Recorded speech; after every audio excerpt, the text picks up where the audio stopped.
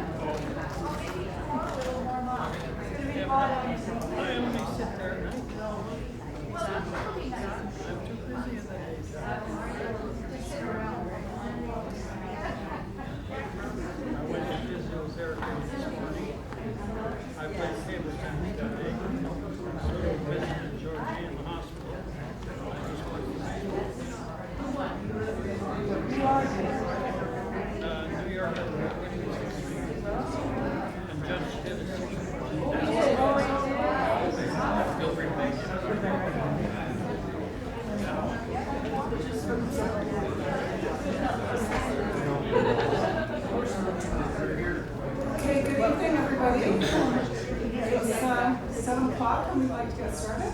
Yeah. So for those of you who don't know me, which is most of you, I'm Karen Tompkins with the Quayside Community Board, and I'd like to start by acknowledging that we're holding this meeting on the traditional unceded and unsurrendered territory of the Halkomelin-speaking people.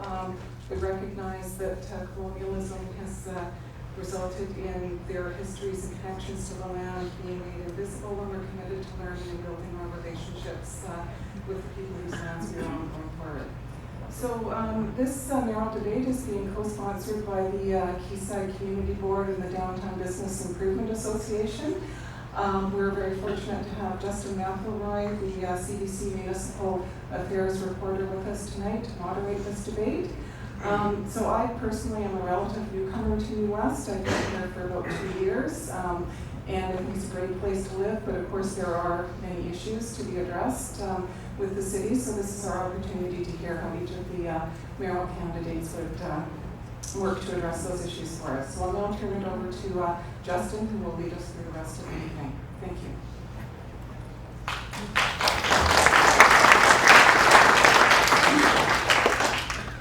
Thank you very much. First of all, thank all of you for coming out tonight to this debate to talk about the issues facing New Westminster, particularly in the Quayside and downtown areas. Local government is the most important, in my mind, form of government. It is closest to the people. It is also the one with the least amount of turnout come election day. So I appreciate all of you being here to learn about these candidates and helping both you to make a more informed decision come election day, but hopefully to tell all of your friends and family as well to get out to the ballot box. I believe my job as moderator is to ask relatively short, incisive questions and then get out of the way so that you can hear from the people that you wanted to hear from tonight, which is not me. It is the 3 mayoral candidates in front of you. We will begin with a 3-minute introduction from each of them. They will have up to 3 minutes, I should say, and where they will introduce themselves and explain to you why they are running for mayor. We will begin with Pat Johnstone.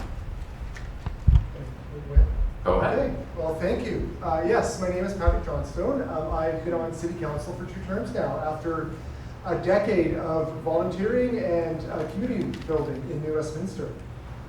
When I was awarded Citizen of the Year in 2013, it was for doing exactly that kind of work. It was for the work I did in sort of bringing the community together, in leading conversations in New Westminster about the community and about the things we can do differently and better, and about being a champion for this great city.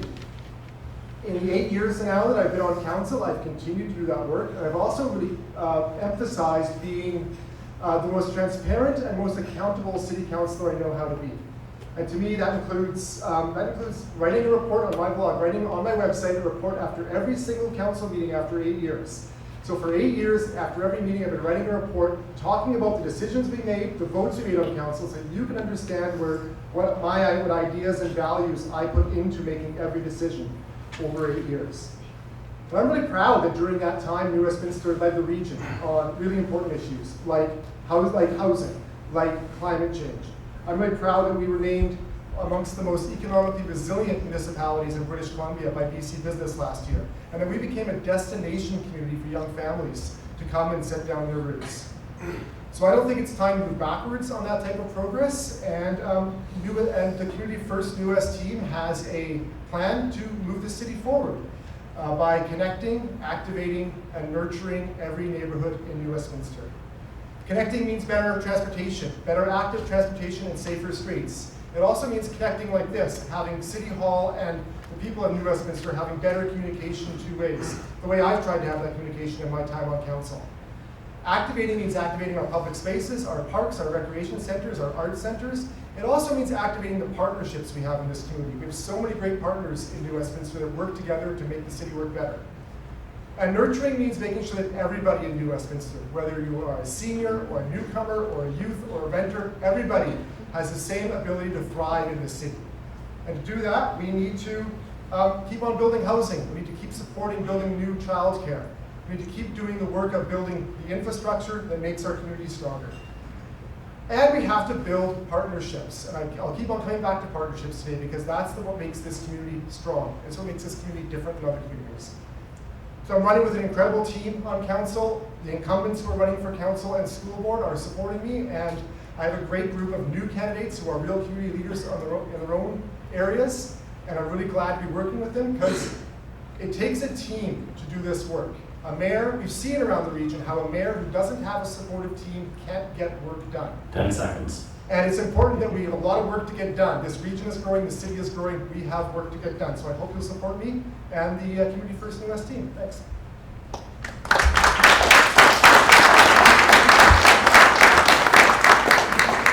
3 minutes and 1 second, not bad. We go next to Councillor Chuck Buckmeyer. Chuck. Thanks. Thank you for doing this. A little bit of celebrity MC, that's great to have. My name is Chuck Buckmeyer. I was first elected councillor in 1996. The reason I ran then was my neighborhood was inundated with crime. Women were being abused on the streets by pimps. There was rampant prostitution, needles in our yards, and graffiti was rampant. Almost every building on 12th Street was terribly tagged with graffiti. We started a little bit of a community group. We purchased paint and we set it up at a couple of the vendors, and we decided to aggressively attack graffiti, and we did so in the uptown, we did it downtown, we did it in Sapperton, and eventually the police volunteer services got involved, and we created a cleaner city by doing that. Once I was elected to council, I took that a step further in working with our police service and working with the city of Burnaby RCMP and working with agencies that deal with women that are trying to escape prostitution and sexual violence. And we work together to actually eliminate that activity on 12th Street, and it was extremely successful. You go on 12th Street now, it's super clean. It's really hard to find a rental there, but we still have really affordable rentals for some of the immigrant, I call them the incubator businesses. We have many new Canadians that come to Canada with skills, with merchant skills, and we need that. We need to have small businesses in our city, and so those are the people that are growing our city. Those are the people that are providing about 70% of our economic development in our city. It's getting more difficult for small businesses to operate in our city. It's getting extremely difficult. It's getting extremely costly. We need to run a city efficiently and economically so that we're not passing off an unnecessary tax burden, especially to small businesses who pay a multiplier. They don't pay the same tax increase we do. Theirs multiplies 4 or 5 times depending on the business. Their utilities go up, their triple net goes up. They're struggling. Right now, we need to make sure that we nurture our small businesses. Housing is at a crisis right now. Seniors are suffering. Some seniors are paying 60% of their income on rents. It should be about 30%. So I want to continue. I want to bring initiatives. I want to bring change. And 10 seconds. I hope you're able to cast a ballot for me. Thank you very much.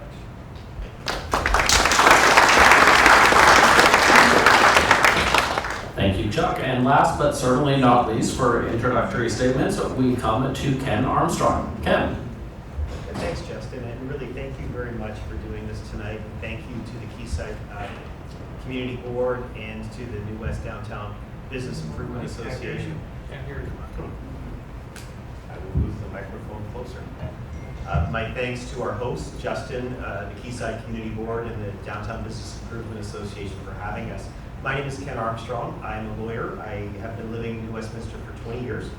I have been passionate through my adult life with community service, whether serving my professional association, including the New West Bar Association, which is here, and our soccer club and our baseball club. I mean, I'm not going to get into the awards I've been given for that work.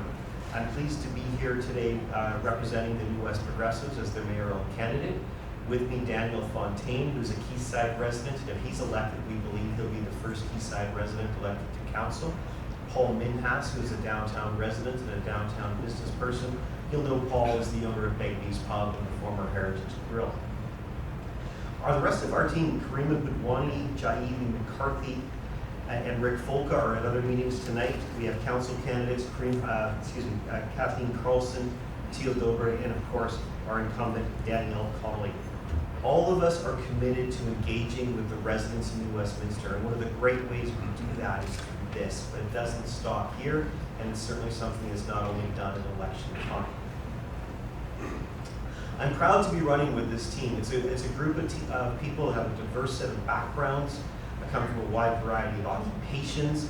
We have business owners, professionals, teachers, union members, all running with us. Now, we are committed to putting aside federal and provincial politics to work hard together as a team for the betterment of the city. And to be clear, my group has diverse political views. Some of us have voted for the NDP federally, some of us have voted for Green. We have team members who have family members who are union activists.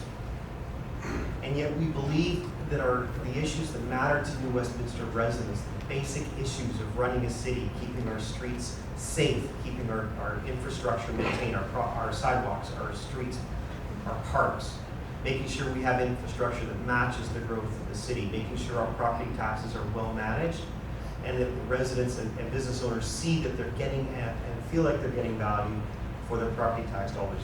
These issues don't align federally. Plugging a pothole is not a partisan political issue. It's something that anyone, conservative, liberal, NDP, Green, or federally even the Bloc, should agree upon. We know that your property taxes are going up year after year after year. For me, my property taxes went up 7% the year before and 12% this year. 10 seconds. And we know that it's important that we focus our municipal expenditures on matters that are municipal responsibility and not federal and provincial responsibility.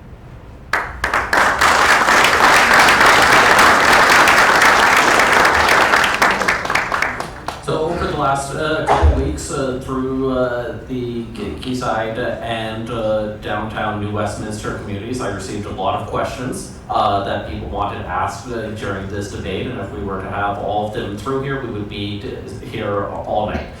So what we've done is put them into 7 broad themes where we'll all be asking one question on each of them. Each of the candidates will have 90 seconds to give a response. Then I will ask a follow-up question to one of them based on, what I think is interesting. And then they will have another 5 minutes to have a debate between the 3 of them, which hopefully they will all be on their best behavior. We will start for topic number 1 with the issue of homelessness.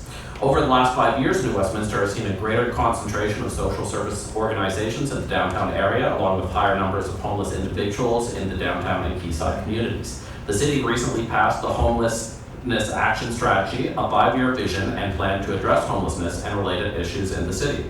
The question is, how do each propose to deal with the issues of homelessness and is the concentration of services in the downtown an effective strategy? We will start 90 seconds each with Ken Armstrong. Ken? Thanks, Justin. I'll start by saying we all, I think, understand that we need to treat the unhoused with respect. And I certainly have a great deal of empathy for people living on the streets. No one grows up with the ambition of being unhoused. We know that the unhoused are suffering with mental health problems, with substance abuse problems, and with mental health problems caused by substance abuse problems. And I acknowledge that we have and need to be empathetic, and we need to provide support to these residents. We need to have new and creative solutions to address homelessness and the mental health and substance abuse issues that many unhoused residents suffer from. And so I will, in terms of actually providing housing, support pre-approval for fast-tracking, permitting, and reducing red tape for the development of non-profit housing that's consistent with the official community plan. We will ensure that the city works with the province and the federal government to provide funding for the establishment of the necessary of temporary and appropriately placed shelter spaces for identified unhoused residents. We want to switch from a housing first model to a not just housing model, which is more of a wraparound that includes supportive services. Now, I'm absolutely delighted, and I was absolutely delighted when it was announced to see that New Westminster is a host for the PACT program. We really need to make sure that we get that pilot funding made permanent by the provincial government. All right, thank you very much. Chuck, you're up next. Thanks. Housing is a crisis in the Lower Mainland. It's becoming a crisis all over Vancouver Island. I'm a volunteer, a director with Lookout Society. We have some 1,700, we shelter some 1,700 people a day. What we found, what I've been able to bring my hat as a director and my hat as a counselor is reaching out to other local governments that notoriously weren't supportive of looking after their homeless in their own city. Abbotsford, you remember they used to put once put chicken manure on a homeless camp so that the homeless wouldn't return. Abbotsford is now becoming a champion and dealing with the issue. My organization purchased land out of Chilliwack. Chilliwack has embraced us. We're looking at developing shelters. We need other communities to pick up their fair share. We can't be the only ones that are providing resources and services for homeless. We find that 90% of the homeless in those regions are people that are homeless from those regions. Those governments need to be there. They need to welcome senior levels of government, provincial and federal, as my friend has now decided to do. They need to welcome those and bring those into their community. We need to take those most vulnerable people off the streets so that they're not being victimized by other people. Thank you.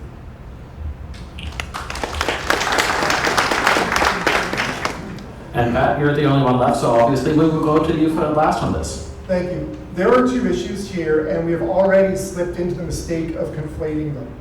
Homelessness is a different issue than mental health and opioid impacts in our community. They are overlapping issues for many people, but they are different issues. The most common path into homelessness in New Westminster is being discharged from a hospital without a home to go to. So it's not just people who are suffering from mental health and addiction problems who are ending up homeless on our streets. So that's why one of the most important parts of dealing with homelessness is making sure that people can stay in the homes they're in, the most affordable houses we have in the city. And I'm proud of the work that this city did to stop rent evictions and stop den evictions in the city. And the work we did to build new rental without having to take down the old rental, which is the most affordable housing we have in the city. So the first step to homelessness is keeping people in their secure, affordable housing that they have. Now, I'm also proud to say that every penny of BC housing and federal government supportive housing money that has come into this community, we have approved and is getting built. New Westminster has not said no to new supports for housing, and it's not just in downtown. We have approved them uptown. We have supportive housing in Saperton. We have supportive housing in Queensborough. You're right, it can't all be in one neighborhood. Every neighborhood deserves to have a place where people can afford to live with dignity and affordability in our community. Thank you very much.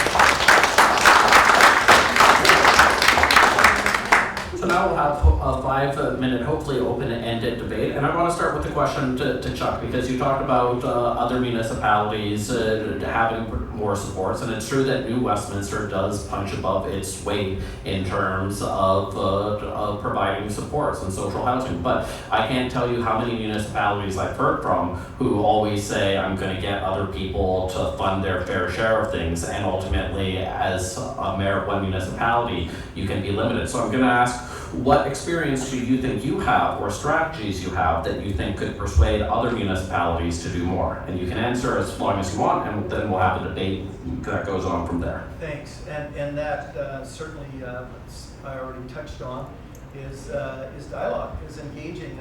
We've made resolutions to the local government associations. We've made resolutions to the Union of BC Government Associations, looking for partnerships and looking for help. But I think getting local governments to understand that the homeless in their community aren't coming from Alberta, they aren't coming from Toronto. Some are, but it's such a small percentage.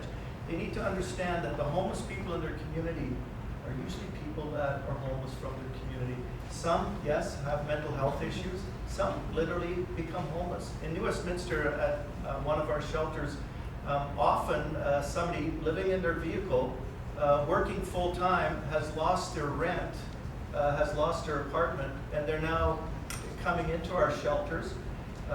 We house them when they meet the test to go in there. We usually try to keep them for a couple months until they earn enough paycheck to put a deposit on an apartment. But when you have working people accessing shelter resources, that means you have people that are those folks that are coming from the hospital or that are coming from the streets that are pushed out. We need to build the type of housing. I'm not a proponent of continually building shelters. We need somewhere for the people in the shelters to decant to. People that want to recover, that want to try to become clean, try to abstain. We want to have clean, safe places for them to go to. And I think that's the kind of housing that we need to build. It's a combination of people decanting from shelters. It's a combination of seniors that need assistance, below market, and single families that need assistance, and just working families that can't afford rents and